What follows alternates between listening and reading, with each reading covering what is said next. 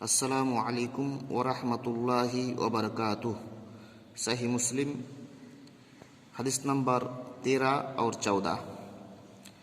عن سفیان بن حسین قال سألنی ایس بن معاویہ فقال انی اراک قد قلفت بعلم القرآن فاقرأ علی سورة وفسر حتى انظر فيما علمت قال ففعلت فقال لي احفظ علي ما أقول لك إياك وصنعت في الحديث فإنه قلما حملها أحد إلا ذل في نفسه وكذب في حديثه۔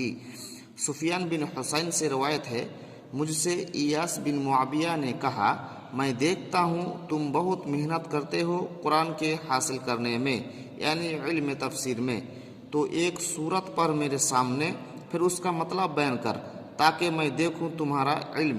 سفیان نے کہا، میں نے ایسا ہی کیا۔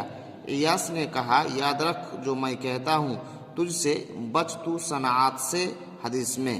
صنعت کے معنی قباحت، یعنی ایسی حدیثیں مت نقل کر کہ لوگ تمہیں برا سمجھے اور جھوٹا جانے، کیونکہ جس نے صنعت کو اختیار کیا وہ خود بھی ذلیل ہوا اور دوسروں نے بھی اس کو جھٹلایا۔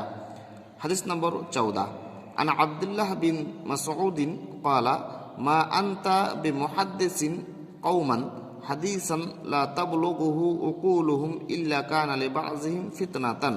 عبداللہ بن مسعود نے کہا، جب تو لوگوں سے ایسی حدیثیں بیان کرے جو ان کی عقل میں نہ آئیں تو بعض لوگوں کے لیے اس میں فتنہ ہوگا، یعنی وہ گمراہ ہو جائیں گے، اسی لیے ہر شخص سے اس کی عقل کے موافق بات کرنی چاہیے۔